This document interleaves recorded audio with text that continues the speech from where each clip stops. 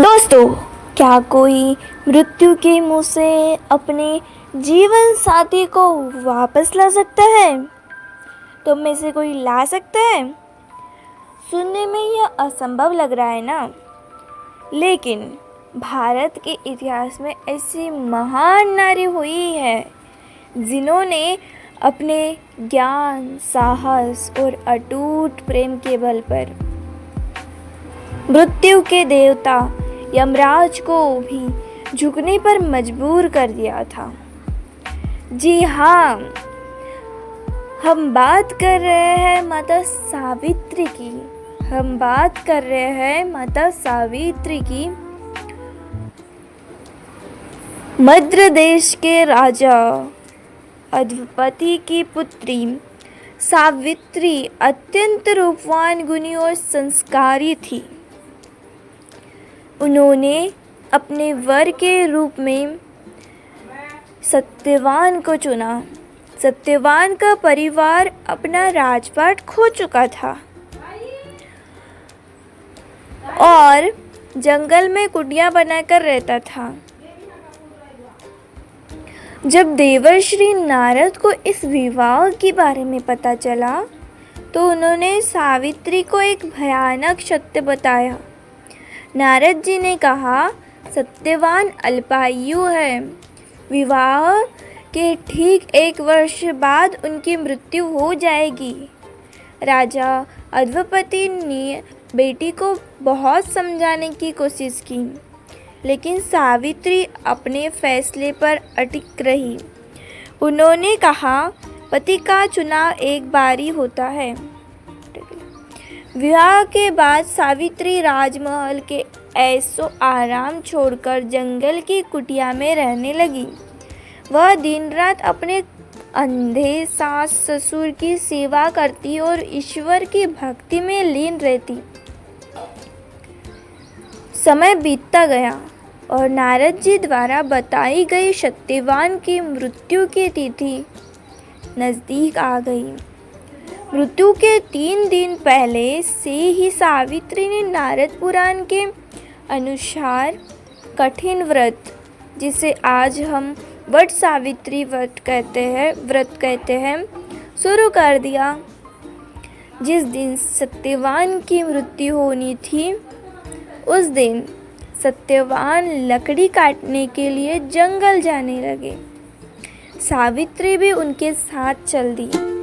जंगल में लकड़ी काटते समय अचानक सत्यवान के सिर में तेज दर्द हुआ और वे बेसुध होकर एक वट वृक्ष बरगद के पेड़ के नीचे सावित्री की गोद में लेट गए।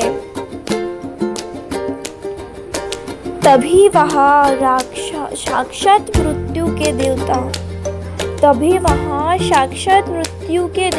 पता है ना कौन है? तो यमराज जी सत्यवान के प्राण लेने पहुंचे। यमराज ने जैसे ही सत्यवान के शरीर से उनके प्राण अंगूठे के आकार का जीव निकालने और दक्षिण दिशा की ओर चलने लगे,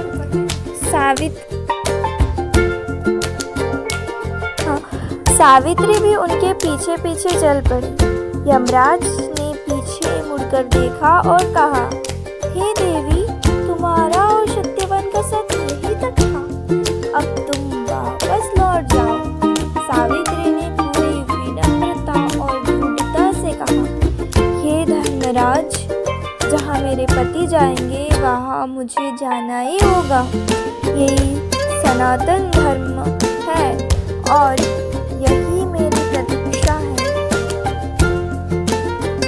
सावित्री की बुद्धिमानी और शास्त्रों के ज्ञान से भरी बातें सुनकर यमराज अत्यंत प्रसन्न हुए। उन्होंने कहा, हे सावित्री, मैं तुम्हारे पतिव्रत धर्म से प्रसन्न हूँ। तुम सत्यवान के प्राणों के अलावा मुझसे कोई भी 3 वरदान मांग लो। पहला वरदान, देखो फिर उन्होंने क्या बोला। सावित्री माता ने पहला वरदान देखने के पहले देखते हैं वो चतुर वरदान जिनसे यमराज को बांध दिया। सावित्री ने बड़ी चतुराई और समझदारी से वरदान मांगे। देखो क्या मांगे। पहला वरदान, मेरे अंधे सास ससुर की आंखों की रोशनी वापस आ जाए और उनका राजपाट उन्हें मिल जाए। यमराज ने कहा, तथास्तु। दूसरा वरदान, मेरे पिता जिनका कोई पुत्र नहीं है, उन्हें 100 पुत्रों की प्राप्ति हो। यमराज ने कहा, तथास्तु। तीसरा और अंतिम वरदान। देखिए अभी सावित्री माता ने क्या बोला, इसे मैं ट्विस्ट आएगा कहानी का।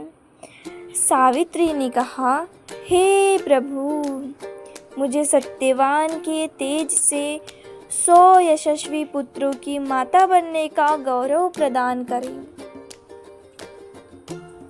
यमराज ने बिना सोचे समझे भावुकता में कह दिया, तथास्तु, तुम्हारी इच्छा पूरी हो। यमराज की हार और सत्यवान को जीवन दान। देखा सावित्री माँ की चालाकी। उन्होंने अपने पति को बचाने के लिए क्या क्या चालाकी की।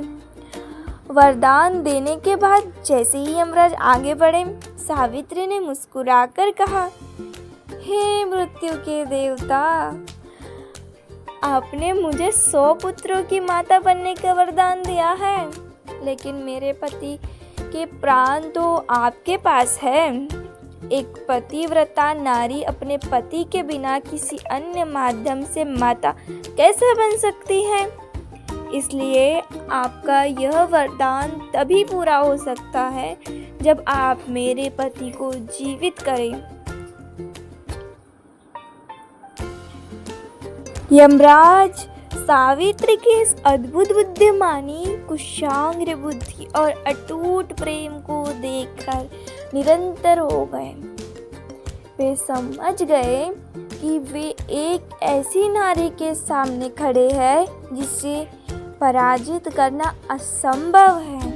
यमराज ने सहर्ष सत्यवान के प्राणों को मुक्त कर दिया और कहा, हे देवी, तुम्हारी जैसी पतिव्रता नारी पूरे ब्रह्मांड में वंदनीय है।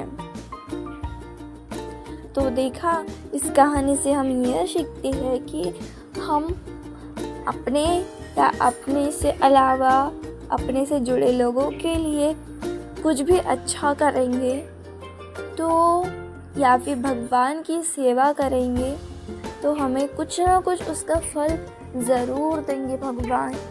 जैसे कि सावित्री माता ने इतना श्रद्धा से व्रत किया और अपनी बुद्धिमानी से वो अपने पति को मृत्यु के देवता श्री यमराज भगवान जी से भी अपने पति के प्राण वापस ला सकते हैं। तो हम भी क्यों कुछ नहीं कर सकते?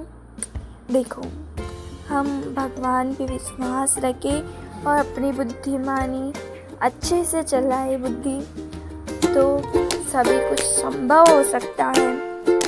तो किसी का भी बुरा ना चाहे, सबके लिए अच्छा ही करें। और ये कहानी में हमने ये देखे कि हम ये सावित्री माता ने अपने पति के प्राण कैसे बचाए। लेकिन हम दूसरी कहानी भी देखने वाले इसी वीडियो में सावित्री माता की, लेकिन वो कुछ अलग पहलू बताएंगे। जैसे कि ये वीडियो में हमने बताया कि सावित्री माता ने अपने पति के प्राण बचाने के लिए यमराज से भी लड़ गई। और हम वो वीडियो में देखेंगे कि ब्रह्मा जी की वाइफ यानी उनके पत्नी सावित्री माता जी ने उनको कैसे श्राप दे दिया था, ये देखने वाले। तो उस वाले जो वीडियो है उसको देखना बोलना नहीं, मतलब आगे ही चलेगा। इसी वीडियो में वो वीडियो है तो आगे देखो, ज़रूर देखो, क्योंकि बहुत ही ज़्यादा इंटरेस्टिंग है। दोनों ही माताओं के नाम सावित्री है, पर दोनों के पहलू अलग अलग हैं। तो जानने के लिए बहुत मज़ेदार है। आगे देखो होता है क्या। दोस्तों, क्या आप किसी ऐसी जगह की कल्पना कर सकते हैं जहाँ खुद भगवान को एक श्राप मिला था?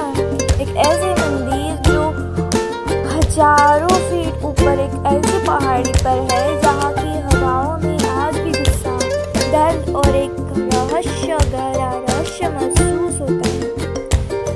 बात कर रहे हैं पुष्कर के रत्नागिरी पर्वत में बसे सावित्री माता मंदिर की। लोग यहाँ सिर्फ पूजा करने नहीं आते बल्कि उस खौफनाक रात की कहानी को महसूस करने आते हैं जिसने पूरी सृष्टि के रचयिता की किस्मत बदल दी थी।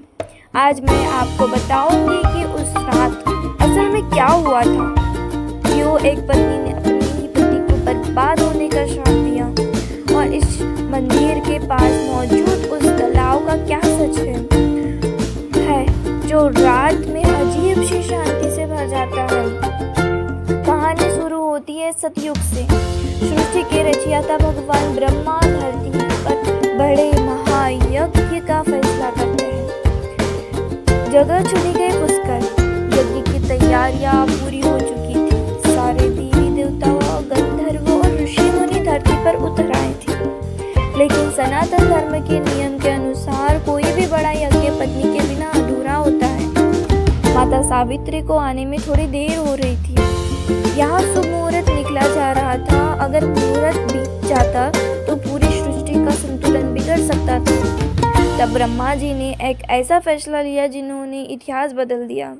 उन्होंने यज्ञ को पूरा करने के लिए वही की एक स्थानीय ग्वालन गायत्री से शादी कर ली और उन्हें अपनी बगल में बैठाकर यज्ञ शुरू कर दिया। उन्हें लगा कि सावित्री इस बात को समझेगी, लेकिन वो गलत थी। अब सोचिए, आप एक भव्य महल में कदम रखते हैं और देखते हैं कि आपकी जगह कोई और ले चुका है। माता सावित्री जैसे ही यज्ञ स्थल पर पहुंची, उन्होंने देखा कि ब्रह्मा जी के बगल में माता गायत्री बैठी है। उनका आत्मसम्मान चूर चूर हो गया। गुस्से में उनकी आंखें लाल लाल हो गई। धरती कांपने लगी और आसमान में बिजली कड़कने लगी। उन्होंने भरे दरबार में देवताओं के सामने ब्रह्मा जी को श्राप दे दिया, जिस संसार को तुमने बनाया है उसी संसार में तुम्हारी पूजा कहीं नहीं होगी। कोई तुम्हें याद नहीं रखेगा। सोचिए, एक ऐसा भगवान जिन्होंने पूरी दुनिया